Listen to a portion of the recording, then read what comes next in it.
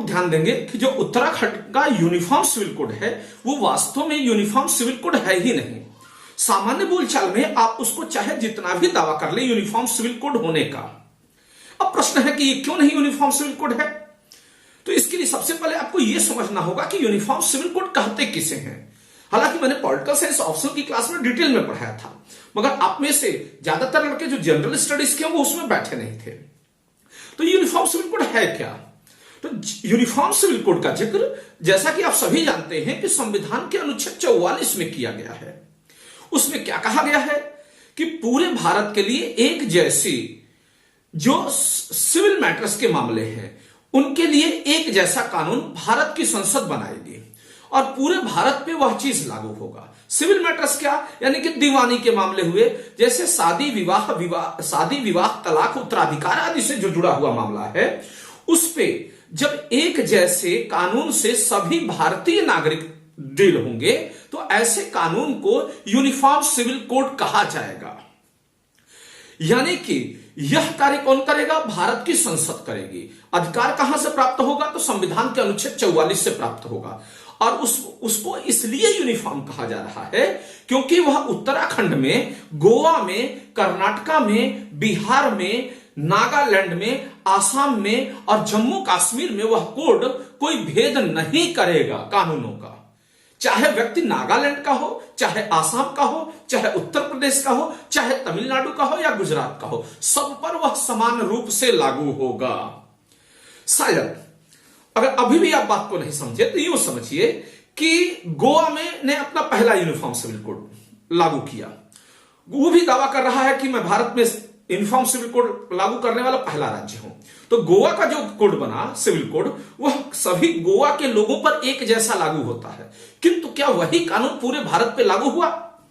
भारत में मुस्लिम personal law है, Hindu personal law है, हिंदू पर्सनल लॉ से हिंदू सिख बौद्ध डील होते हैं, मुस्लिम पर्सनल लॉ से मुसलमान डील होते हैं। ये सब बातें आप जानते हैं। अब देखें, यही उसी रास्ते पर चलते हुए उत्तराखंड ने दावा कर दिया अभी पुष्कर धामी सरकार ने कि हमने उत्तराखंड में यूनिफॉर्म सिविल कोड लागू कर दिया। तो जो उत्तराखंड का यूनिफॉर्म सिविल कोड है वह उत्तराखंड की संस्कृति पे आधारित है, या यूं कहा जाए कि उत्तराखंड की सरकार को जो चीज लगा उचित उसने वहां के हिंदू मुसलमानों पर सब पर थोप दिया। तो यह उत्तराखंड के नागरिकों पर इंपोज किया जाने वाला कानून है, ना कि उस कानून से उत्तर प्रदेश के नागरिक डील होंगे या नागालैंड के नागरिक डील होंगे।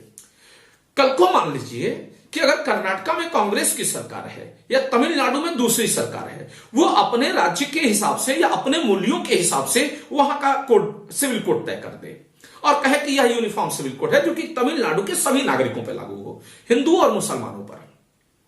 तो क्या उस कानून में और उत्तराखंड के वाले जो यूनिफॉर्म सिविल कोड है उसमें कोई समानता, यूनिफॉर्मिटी दिखाई दे रही है? जैसा कि आप सभी जानते हैं कि नागालैंड पे भारत की संसद का कोई भी कानून बिना नागालैंड की विधानसभा से इजाजत लिए लागू नहीं होती है, अनुच्छेद 371 के तहत। तो मान लीजिए नागालैंड की विधानसभा अपना लेकर के आ रही, कह रही कि नहीं, नागालैंड के जो भी नागरिक में बसने वाले लोग होंगे इन पर यह कानून लागू होगा। तो जब उन पे ही यह कानून लागू होगा तो वह कानून वह उनके मूल्यों पे आधारित होगा। तो उसमें और उत्तराखंड वाले कोड में क्या कोई समानता, यूनिफॉर्मिटी आपको देखने को मिलेगी? नहीं मिलेगी। तो जब यूनिफॉर्मिटी देखने को मिली ही नहीं, उत्तराखंड का यूनिफॉर्म सिविल को अलग नेचर से होगा सिविल कोड, वहां वाला अलग नेचर से होगा, तमिलनाडु वाला अलग नेचर से होगा, सब अपने अपने आप को यूनिफॉर्म सिविल कोड कहेंगे। तो यूनिफॉर्म सिविल कोड में ये इतनी सारी जब डाइवर्सिटीज हो जाएंगी तब तो ये स्टेट्स के अपने पर्सनल सिविल कोड हो गए ना। यूनिफॉर्म सिविल कोड का सेंस क्या है कि पूरे भारत के नागरिकों पर एक जैसा कानून हो। तो क्या उत्तराखंड का व्यक्ति अलग नागरिक है, नागालैंड का व्यक्ति अलग नागरिक है, तमिलनाडु का व्यक्ति अलग नागरिक है? नहीं ना, इन सबकी नागरिकता केवल भारत की ही तो नागरिकता है। और जब एक राज्य का कानून दूसरे राज्य के में इंपोज नहीं हो पा रहा है तो फिर यूनिफॉर्मिटी कहां हुई? डाइवर्सिटीज हो गई। या यूं कहा दिया जाए कि जो वर्तमान उत्तराखंड का जो सिविल कोड बना हुआ है वो जितना दावा कर रही है यूनिफॉर्मिटी का, वो और ज्यादा डाइवर्स हो गया। कैसे डाइवर्स हो गया कि अब हिंदुओं के लिए एक अलग कानून हो गया पूरे भारत के, मुसलमानों के लिए पर्सनल लॉ अलग हो गया, ईसाइयों के लिए अलग हो गया, गोवा के जो लोग हैं उनके लिए अलग हो गया एक कोड, और उत्तराखंड के लोगों के लिए एक अलग कोड हो गया।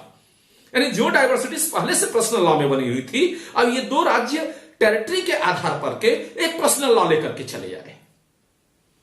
बातें समझ में आ गई आप लोगों को? तो ये कुल मिलाकर के एक और पर्सनलाइजेशन हो गया। अब तक जो मजहब के नाम पे जो है पर्सनल लॉस थे, अब स्टेट के नाम पे पर्सनल लॉस निकल करके चले आए।